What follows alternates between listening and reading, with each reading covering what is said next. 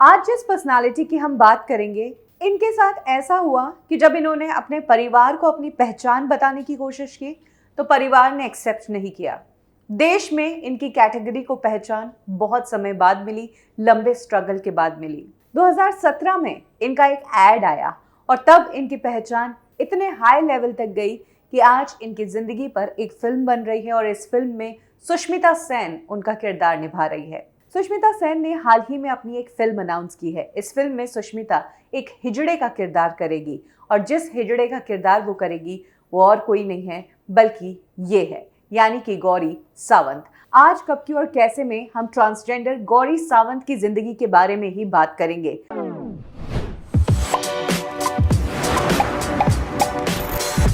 कब गौरी सावंत को परिवार ने घर से निकाल दिया, क्यों गौरी सावंत को लंबे समय तक बिना किसी घर और बिना किसी परिवार के रहना पड़ा, और कैसे आज गौरी सावंत ना एक बड़ा नाम है बल्कि वो एक बहुत बड़ी एक्टिविस्ट बन गई है और उन्होंने जो काम किया है उनके काम को पहचान दी जा रही है एक फिल्म बनाकर जिसमें सुष्मिता काम करेगी।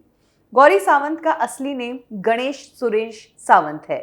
इनका जन्म पुणे में हुआ था। पिता पुलिस ऑफिसर थे और मदर हाउसवाइफ थी।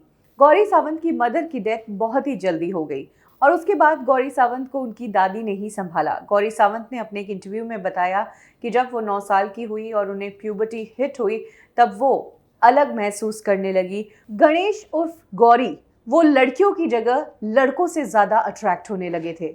कई बार जब घर में कोई नहीं होता था तो गणेश, जो कि अब गौरी है, वो घर में अपनी दादी की साड़ी पहनकर कई बार कांच में अपने आप को देखा करती थी। वो लड़कों से ही अट्रैक्ट होती थी और लड़कों से बात किया करती थी। एक बार गौरी सावंत अपने एक मेल फ्रेंड के साथ थी और उस मेल फ्रेंड को जिस तरीके से गौरी सावंत ट्रीट कर रही थी और जो उस मेल के साथ में गौरी सावंत की बॉडी लैंग्वेज थी वो वैसी ही थी जैसे एक लड़के और लड़की के बीच प्यार हो। गौरी सावंत को ये सब करते हुए जब उनके अंकल ने देखा तो अंकल ने उन्हें डांटा और कहा कि ये सब क्या कर रही हो। उस दिन गौरी सावंत को लगा कि हाँ, अब जो उनके अंदर फीलिंग थी, यानी कि शरीर लड़कों का था और अंदर जो लड़की की आत्मा थी वो अब उनकी बॉडी लैंग्वेज में भी नजर आ रहा है। घर वालों से डरती थी कि उनकी ये पहचान जब घर वालों को पता चलेगी तो क्या होगा। यही कारण है कि अपनी इस फीलिंग को उन्होंने दबाने की कोशिश की।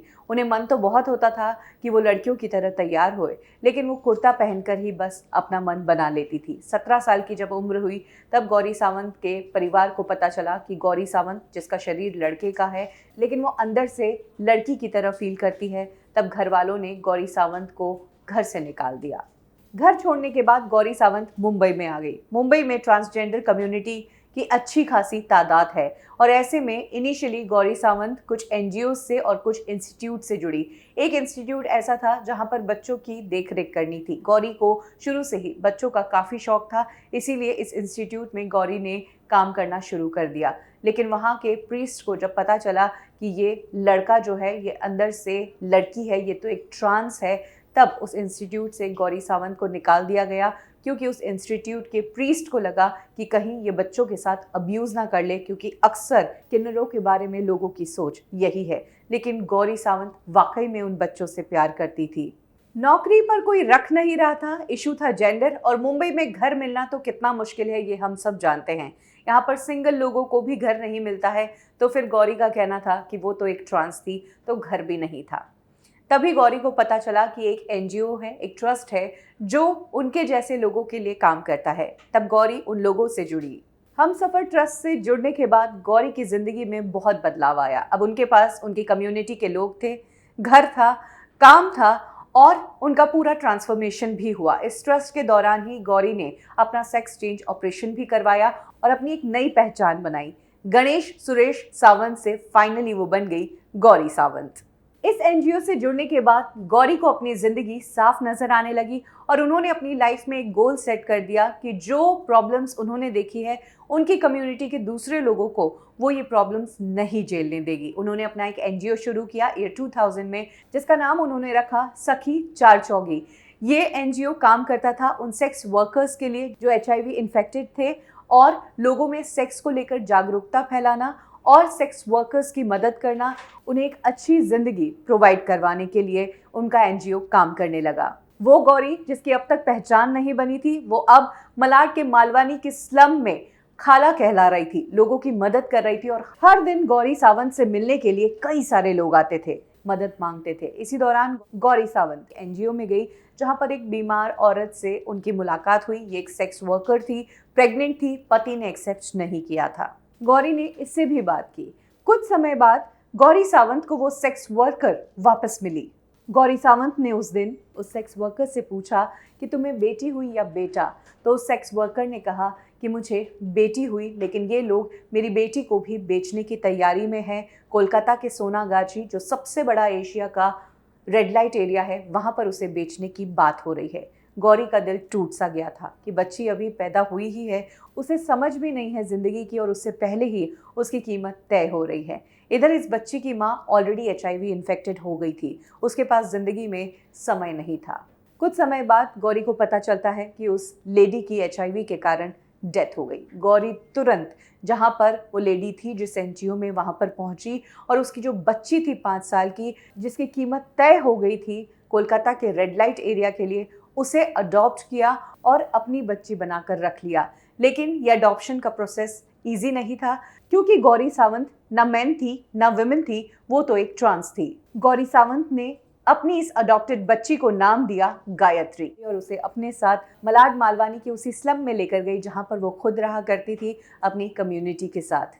लेकिन बच्ची को इस तरह से इस कम्युनिटी में रखना गौरी सावंत के लिए एक बड़ा चैलेंज बन रहा था, क्योंकि यहाँ पर हर जगह कॉन्डम्स, सेक्स की बातें, नशा, ये सब चीज़ें थी। बच्ची इस माहौल को देखकर अजीब फील करती थी। इतना ही नहीं, बच्ची को स्कूल में भी बच्चे कई बातों के लिए चिढ़ाते थे। कई लोग तो बच्ची से ये भी पूछते थे कि तुम्हारी मदर ट्रांस है, क्या तुम भी ट्रांस हो?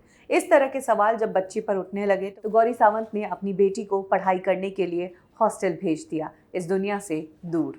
इसके साथ ही गौरी सावंत ने अपना सोशल काम भी जारी रखा। 2014 में उन्होंने सुप्रीम कोर्ट में एक पिटीशन दर्ज की, जिसमें उन्होंने ट्रांसजेंडर कम्युनिटी को अडॉप्शन का भी हक मिले, इसकी अर्जी लगाई और ट्रांसजेंडर कम्युनिटी को थर्ड जेंडर के रूप में पहचान मिले, इसके लिए भी गौरी सावंत ने खूब लड़ाई लड़ी और खूब आवाज़ उठाई। गौरी सावंत अपना काम कर रही थी। गौरी सावंत अपनी कम्युनिटी के लिए हीरोइन थी। जिस गौरी सावंत को अपने परिवार ने पहचानने से इनकार कर लिया था, वो मलाड के मालवानी में अब खाला के रूप में जानी जाती थी। जो कोई उनके पास आता था उन्हें मना नहीं करती थी। गौरी सावंत के काम के चर्चे धीरे धीरे एंटरटेनमेंट इंडस्ट्री तक पहुंचे और इसके बाद विक्स जो ब्रांड है, वो एक एड कैंपेन के साथ आया।